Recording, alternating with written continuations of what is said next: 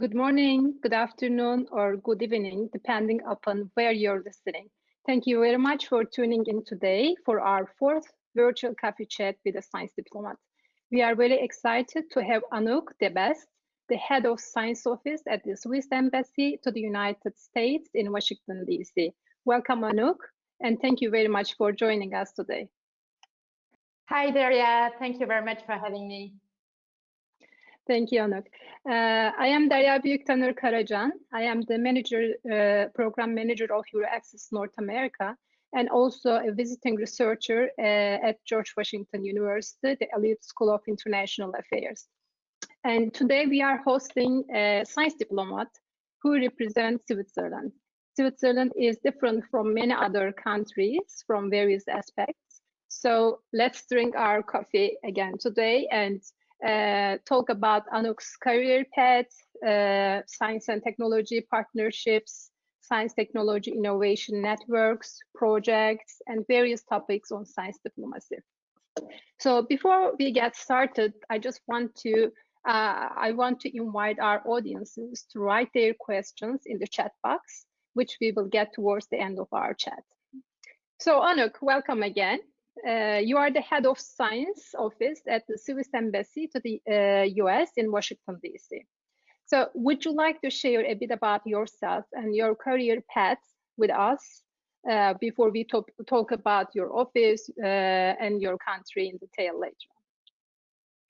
Hi, yes, hello everybody. Thank you very much for your participation today. I'm very excited to share a little bit about what we are doing here at the Embassy of Switzerland to the United States. So my name is Anouk De Bast. I'm the head of science office here in Washington, D.C. I have an educational background in languages, literature, and communication. And I studied in Belgium, in Scotland, and Germany. So I'm really part of this Erasmus generation. And I strongly believe in the value of these international exchanges. So I had my first steps actually in the diplomatic work with an internship at the embassy in Berlin at the end of my studies. And this is how I started my career in international relations and science diplomacy. Then I worked for 4 years at the mission of Switzerland to the European Union in Brussels. I was first in charge of the relationship with the European Parliament, and then in charge of education and more specifically Erasmus. So it was a very interesting times, also a very interesting place to have representing the interests of Switzerland, which is a European country, but not a European Union member states. So fascinating time in Brussels. Afterwards, I started working in the division for international relations at SERI, so the Swiss State Secretariat for Education, Research and Innovation in Bern in Switzerland. So I was in charge of bilateral relations between Switzerland and different partner countries, and my geographic responsibility changed a lot during the 4 years I stayed there. So I started being in charge of Russia, India, and Southeast Asia, and when I left my position, I was in charge of Africa and Middle East. So being part of this international relation office of SERI, of the Ministry of Education and Research, I was responsible for preparing and attending the meetings between ministers in charge of research, education, and innovation, and also managing bilateral programs. So this is a specific program that Switzerland has with partner countries. We have to make sure that the developed instruments were answering the need of the scientific community, but also we wanted to test new forms of collaboration together with Swiss universities.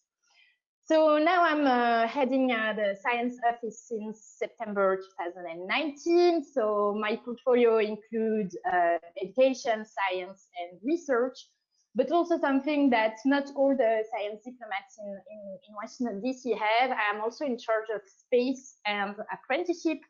So as in Switzerland, as in Germany, for example, apprenticeship are a big part, very important part of the education system. We have about 2/3 of the young people at the age of 15 that are starting with an apprenticeship in Switzerland, and it's also a big part of our bilateral relations with the US. Mm. Yeah, lots of experiences and lots of responsibilities. Anouk, I'm also the part of, I was the Erasmus generation because I benefited from the Erasmus funds, and I spent some of my time in my PhD students in Europe. So I think we are lucky in that sense. Huh? And thank you for sharing this detailed educational and career path, because it might be very inspiring for the ones who are interested in science policy or science diplomacy areas. So can you also tell us some information about Switzerland and why it is different from the other countries, not only the European countries? I know that it is a unique country in many respects. Yes, I mean, each country is unique in some sense. So let me explain you a little bit about Switzerland. So we are a small country. We are a federal state like the US. So it means that the central government has some responsibility, but there are also a lot of responsibility on the state level. So it would be the equivalent of the cantons in Switzerland. Small population too, so we have 8.5 million inhabitants. It is pretty much the size of Virginia. And we are also a multicultural and multilingual country. So we speak 4 different national languages. So I speak French as mother tongue, as you can maybe notice with my accent, but we speak also German, Italian, and Romansh, and of course English has a considerable importance for business and research and science. We don't have any natural resources in Switzerland. We are very well known for mountains, so you can see in the back that I'm a big fan of mountains, and I miss them here a little bit in Washington, D.C. So. Yeah. Very beautiful, very good for tourism, but it also means that we cannot use around 30% of our territory because it's made of rocks, of glaciers, of lakes, etc. So I was saying, small country, so it is not a market as such. We cannot expand product just for Switzerland. It's also quite an expensive country, so we really need to create added value to remain competitive and also to export on a global level. So we usually say that we have no resources but our human capital, our brains, and this is why Switzerland values very much also education and skills development. So can you give us some examples, Anouk? Sure. So, for example, I can talk about coffee. So you might know that, but Switzerland is the world leader for exporting coffee. So we export each year around $2 billion US worth of coffee. That's actually 2.5 more than cheese and 3 times more than chocolate. So the 2 big things we are very famous for. And Switzerland is not especially well known for its coffee plants. We don't have a very adapted climate for growing coffee. So how does it come that we are the world leader in exporting coffee? So it's really because the innovation is taking place in Switzerland. So we transform the product and then we create the value and then we export it. So to give you a little bit, to give you some facts and figures, so we are an innovation leader. We are in the top 3 of all innovation rankings. We invest around 3.4% of our GDP in research and development. So it's among the highest investment on a global level. There is only a couple countries like Japan and South Korea who are investing more. And in this investment, around 70% actually come from the private sector. We are home also to world-leading universities. So if we look at the ranking, classical ranking for universities, we are home to the best university in continental Europe. There is also an excellence of Swiss research papers. So we are #1 in terms of productivity. So it means that if you're counting how many research and scientific publication are being done in Switzerland compared to the size of population. We are number one, and we are number 3 when we look at the impact. So it's how many scientists afterwards will use the publication of a Swiss scientist as a reference for their own research. So if we look at all these numbers, actually Switzerland and the US have a lot in common, and also to put everything to a relative figures, we are the size of Virginia. Yes, I see that these unique features make your country different from the other countries. And as I know, it has a very large scientific network in different countries, and this network is relatively old. And so can you just tell us about the Swiss-US bilateral relations that go back to the 19th century? Yes, sure, Daria. So the US is a major partner for Switzerland in many different respects. So we have a very diverse bilateral relation, and we also have a long history. So our friendship, as you mentioned, is dating from the 19th century. And they're really founded on shared value, such as democracy, the rule of law, the respect of human rights. So we opened the first consulate in Washington, D.C. in 1822, so a long time ago, and 60 years later, we opened our first embassy outside of Europe, was opened in Washington, D.C. That shows, again, the importance of the U.S. For Switzerland. Like many European countries, a lot of US residents are of Swiss origin, so there was a lot of immigration since the 18th century to the US. And we also have very strong economic ties. The US is actually the second larger export market for Switzerland. And if we look at our country, we are the 7th larger foreign investor in the US. So it's huge. And if we look at what is of interest to you all, it's research and development, and there we are number 1. So we are the biggest investor in research and development in the USA. There are about 500 companies that are active. They create around 500,000 jobs. So it's really a strong backbone of our bilateral relations. And maybe I can also explain you something that is quite unusual in terms of international relation. It's the topic of good offices and protection power mandates. So from 1961 to 2015, Switzerland represents the interest in the US interest in Cuba. And since the 1980s, we represent also the US interest in Iran. So this really illustrates the mutual trust between our countries.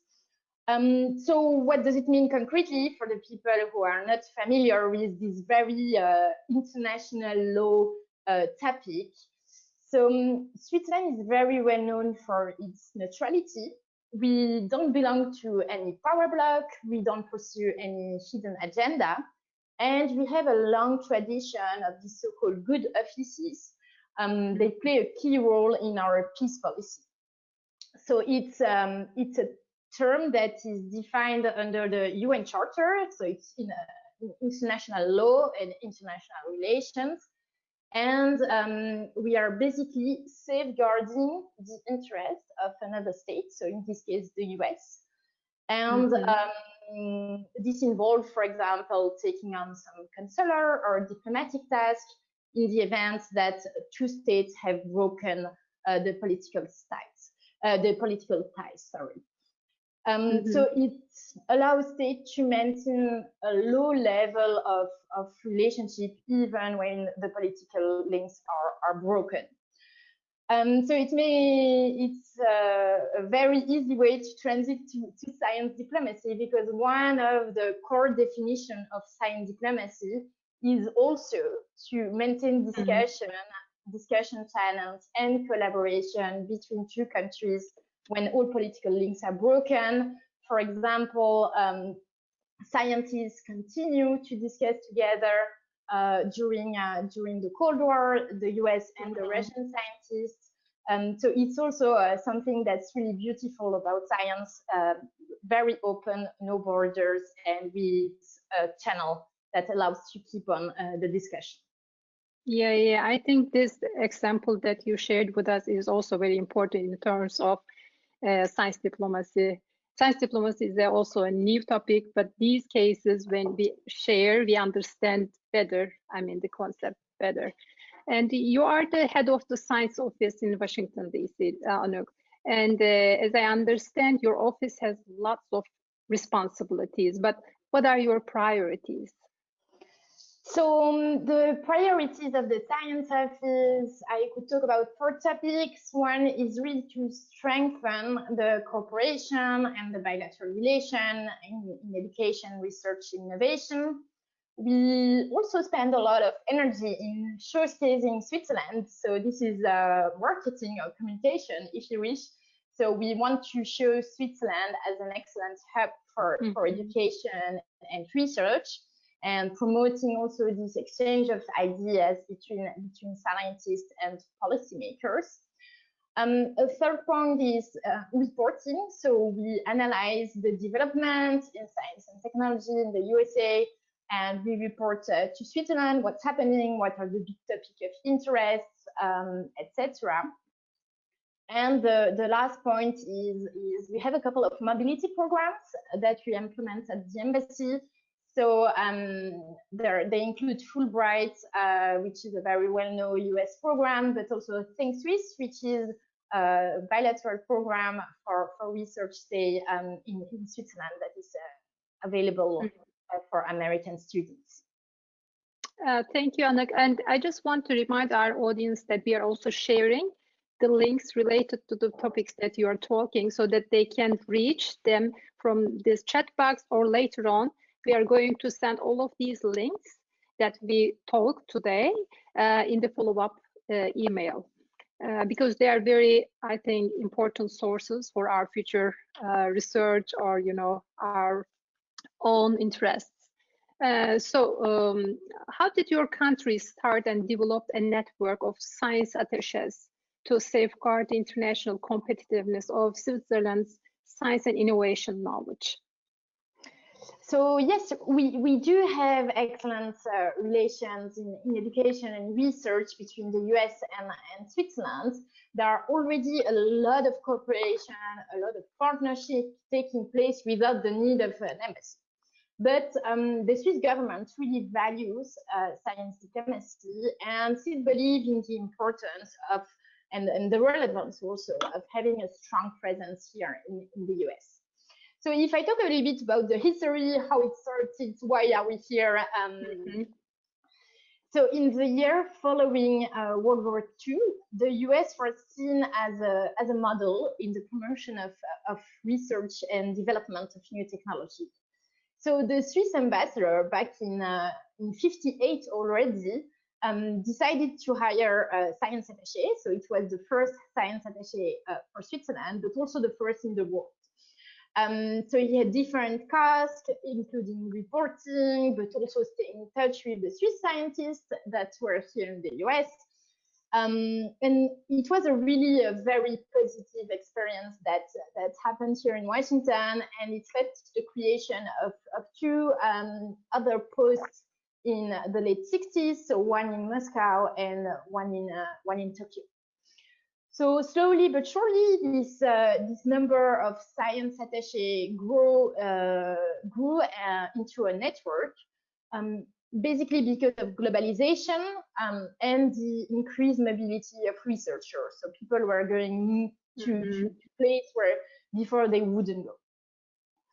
And in the late 90s, the world was really changing. So on the political side, so there was the fall of communism, the collapse of the Soviet Union, but also from the technological side with the development of internet. So a whole new world and a whole new world of possibilities when it comes to international exchanges, informatization, communication, etc. So traditional diplomacy was confronted with a new reality and also new actors. And there was really the need to invest in new instruments and in new forms of collaboration. Yes. And what is kind of interesting is that the strong push at that point didn't come from the Swiss government, but it came from the parliament, the Swiss parliament, and there was this big political and economic pressure in Bern to create something new. And it was a topic that was really gathering the whole members of the parliament, no matter what kind of political party they belong to. So the Swiss parliament asked the government to develop a network, a stronger network of science attachés to ensure this international competitiveness of Swiss science and of innovation knowledge. But what kind of new platforms were developed to support knowledge networks? Okay. So there was a big effort of brainstorming. What do we need to do? Where do we need to be? And a new concept was developed with the objective again of promoting the exchange of knowledge, bringing together Swiss and American researchers, but also entrepreneurs and startups. So that was also a new topic, and showcasing the openness and the modernity of Switzerland as a center of innovation. So we quickly realized that it was not a good place for this platform in the capital. So Washington was not the right place, but we should be in a research and in an innovation cluster. And this is why Boston was chosen at that time. And in 2000, the first science consulate ever opened, so the Swissnex Boston. And now the Swissnex model is still studied by researchers, by experts, and considered as a reference for science diplomacy. Many countries are still analyzing it and inspiring themselves from it. For example, Germany also took the Swissnex model as an inspiration when they started building their own German houses of innovation. Yeah, I know that Switzerland's knowledge network that you explained as Swissnex is an excellent feature for the promotion of international science and technology and science diplomacy. But how does this network work? So I will not go into the details of all the structure and the model and so on, because it will be much too long for this interview. But there are two important basic principles that, in my view, make the success of the network. The first one is the PPP funding model. It means it's a public-private partnership. So each Swissnex location has public and private stakeholders, and these partners cover at least 2/3 of the cost of the activities of the Swissnex. So it actually offers a guarantee that the activities developed are of interest to the stakeholder and are relevant for them. If they are ready to invest and to put money in it, it has better to be good. So it's really a guarantee of the relevance and the interest. And the second point that's also of interest is really this decentralized governance and this autonomy. So there is a very lean management structure. We have actually only one person in Bern who is in charge of the whole network around the world, and a lot of flexibility and a lot of autonomy is given to each of the locations, and it allows to have tailor-made instruments, specific programs that are really linked to the specific context they're evolving in. So, for example, what works in Boston will not work, especially in Rio. It can, but it's not automatic. So now we have grew into a network of 5 Swissnex locations and outposts, which are established in the world's most innovative hubs, and also around 20 science and technology counselors based in embassies, or like me, for example, in Washington. Yeah, so I mean, what are these locations, Anouk? So we have a very strong presence in the US. So we've Swissnex in San Francisco, a Swissnex in Boston, and also an outpost in New York. And then we are also present in Rio, Brazil, with an outpost in Sao Paulo. We are present in China, in Shanghai, and also in Bangalore, in India. And if you're interested in knowing more about the Swiss network work, where we are, etc., I would encourage you to visit the Swissnex website. My colleague is gonna give the link in the chat. Mm-hmm. And so this organization and business model, of course, was not set up from the beginning like this. So it has really to evolve steadily since the foundation of the network. And for that, critical thinking and questioning the relevance of our activities are really in the core of this model. And so today, the whole world is in a phase of profound transition, a lot of uncertainty too, and we are actually in exciting and challenging position because we've been celebrating the 20 years of Swissnex this year. Of course, it didn't happen as we would expect to happen, the celebration around the 20 years anniversary. But we are in this exciting position to reinvent and imagine what we can be in the next 20 years. So what working tomorrow will be, how will we be connecting to each other? And so there are a lot of activities going on. Most of them are online. So I would encourage you to go to the website of the 20 years of Swissnex. So it's called next20.ch. And you can also register some of the events if you're interested in participating in them. A lot of inspiring talks taking place. Mm-hmm. And now we are sharing the link, Anouk, with our audiences. So I think we are a bit reaching our time, but you touched upon so many important topics. Thank you so much. So I want to learn about more Swissnex because I see that Swissnex is an important tool for your international connections. But what are your priorities in terms of science cooperation? And also, what are the roles of your government and also the other actors than the government? Thank you, Daria. Indeed, Switzerland's approach is a little bit different from many other countries. So we don't have a huge strategy that is renewed every 4 years with specific objectives and indicators to check if we've reached this objective. This is really not the way Switzerland is working.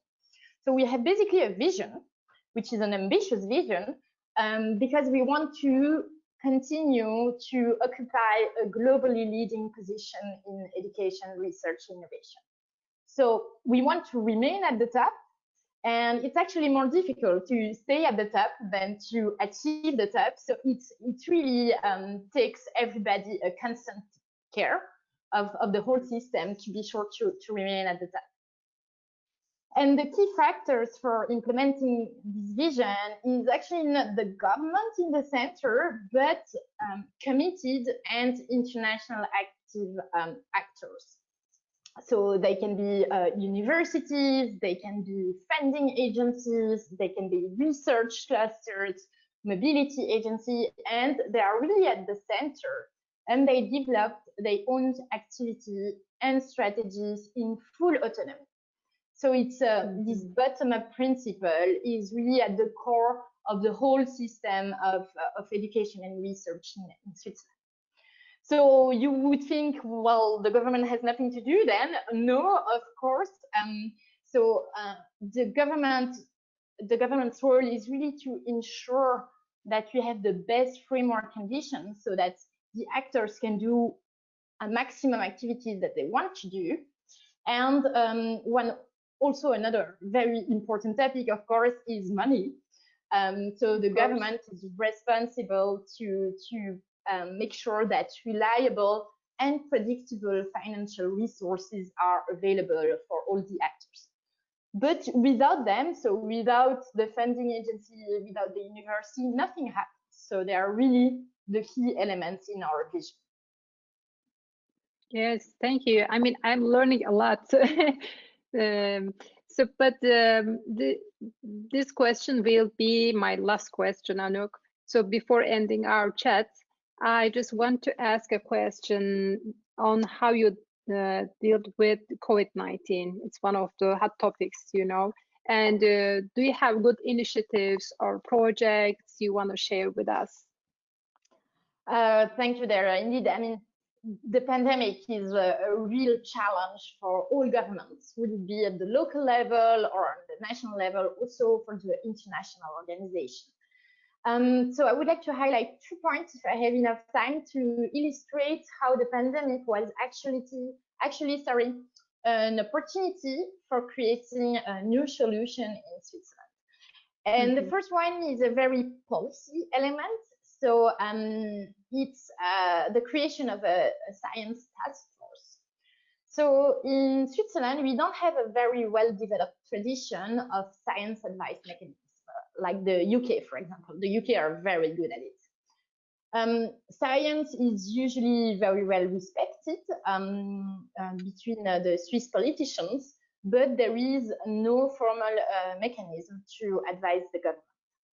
And in the end of March already, the federal government set up the Swiss National Science Task Force, which gathers researchers from higher education institutions through the whole country, throughout Switzerland.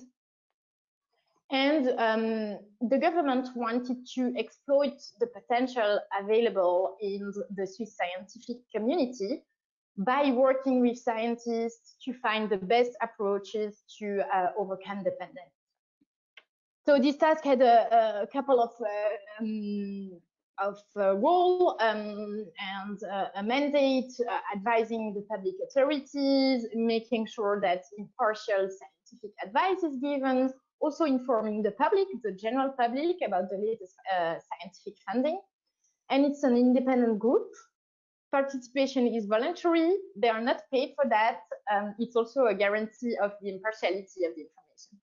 And so the pandemic was actually the opportunity to create a first formal science advice mechanism, and it showed that the government, the Swiss government, is really recognizing the importance of science in order to implement the best policies possible.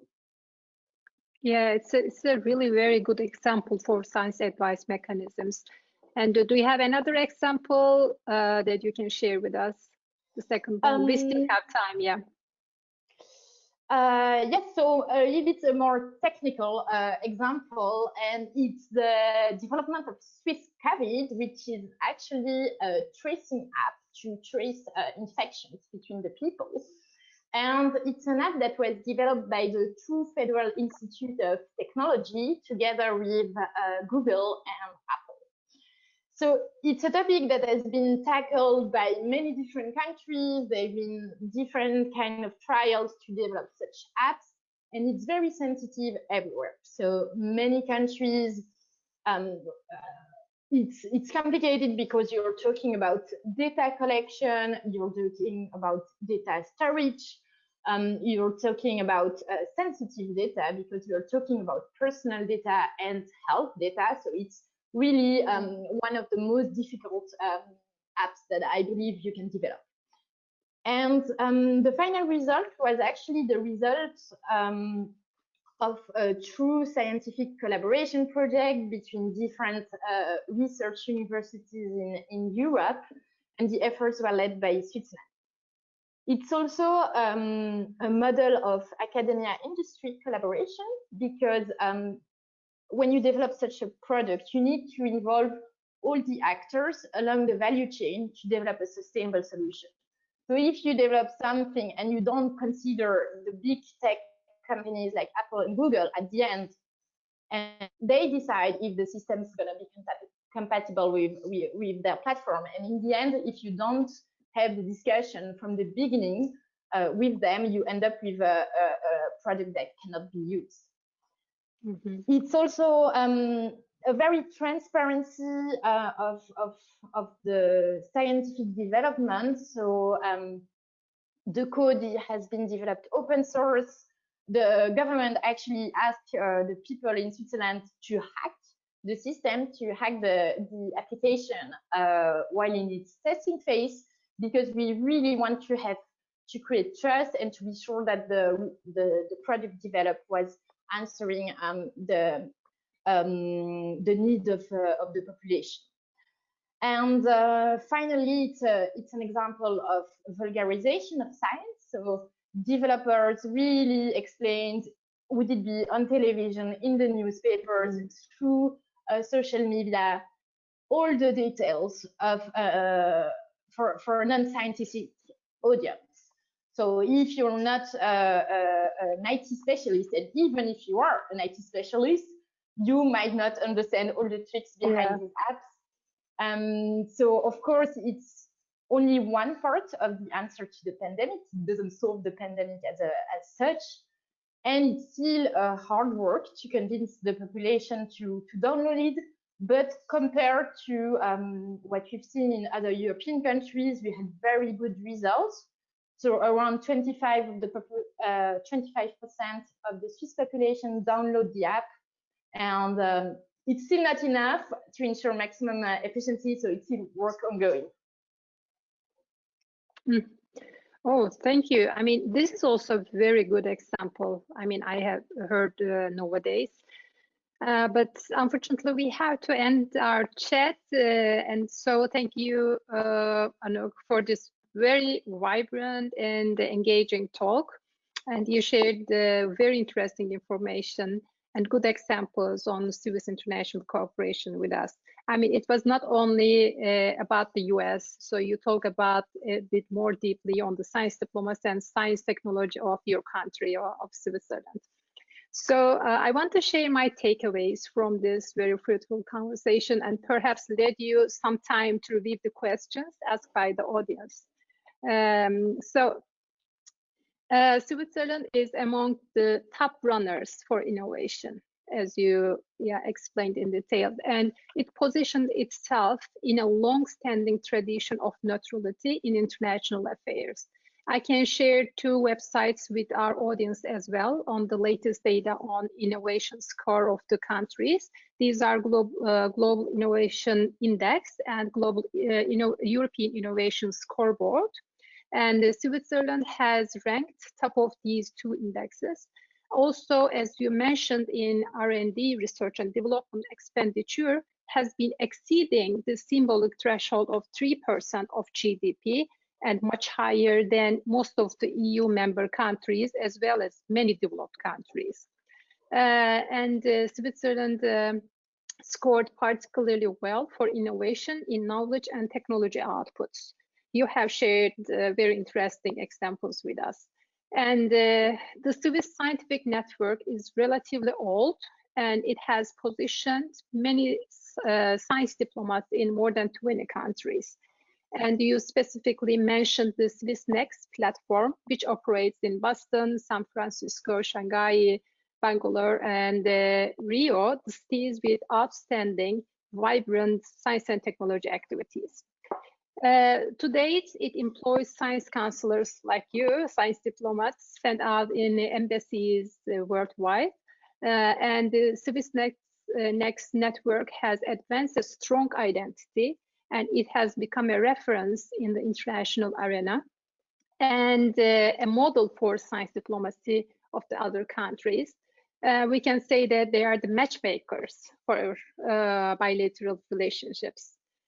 So far, these overall insights now, these are all my overall insights. Now it's time to get some of the questions from our audiences. So let's begin with the questions asked in the registration process. Are you ready, Anouk? I am. Perfect. Okay, so the first question is collaboration is, and it's about the, okay, I'm reading the whole question. Please share any observations or recommendations on how European and American academic institutions focusing on public health and data science can work together to improve COVID-19 related research. Well, I wish I had a complete answer for that. So I guess that we would have no more caveat at this point if I had the answer. So I gave one of the example, which is that I just mentioned, is also an example on how collaboration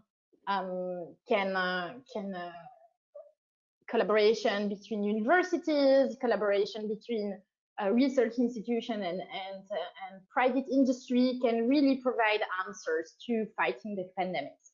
So for me, this collaboration is really key. All countries are facing pretty much the same challenges, or at least similar challenges.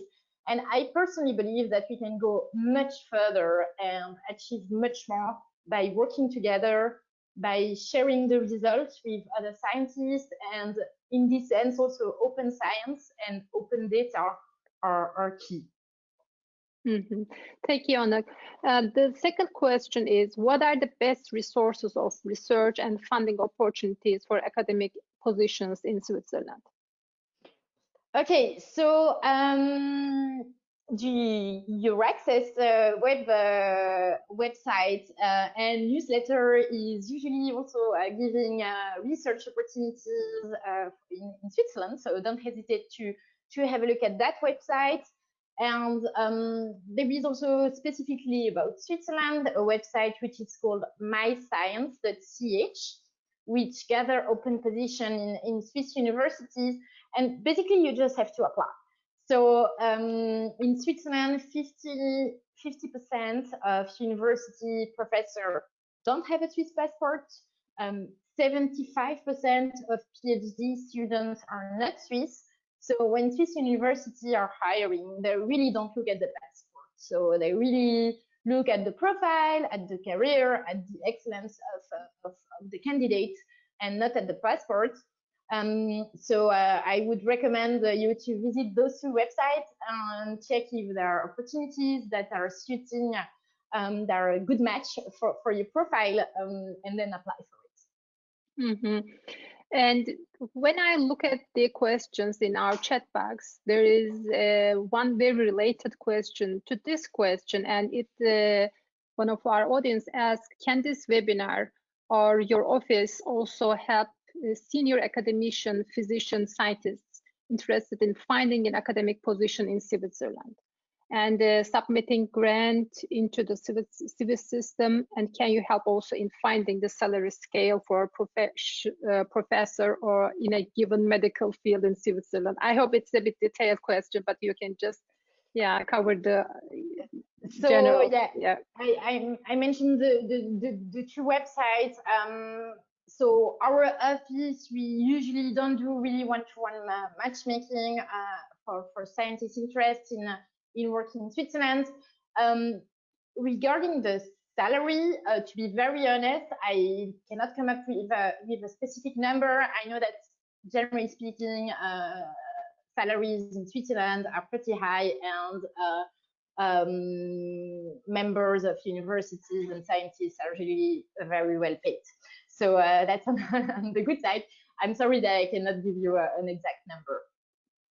I think for our audience, I hope it's enough. And there are other questions related whether this webinar is going to be recorded and then will be shared afterwards, because two of our audiences ask, say that they want to watch this video later on for their own area of interest. So I think today we can just end our chat here, and we have nearly ending our coffees, right? So thank you again, Anouk, for joining us today. I believe I speak for all of us. When I say I really enjoyed learning about Switzerland and hearing about your career path. We're almost finished our coffee, and I want to thank you for sharing your office email address with us. Now we're also going to share with our audiences as well as in our follow-up email. Please reach out, Anouk, if you have further questions, more detailed ones perhaps. And also please visit our websites to watch our previous coffee chats with science diplomats in the US and learn more about our future events. We will inform you when our next guest will be presenting in our social media channels and also in our website. And you can reach our coffee chat. This was one of the other questions with Anouk De Bast in our YouTube channel as well. So you also from our website as well, EURAXESS North America website. And also I have the very another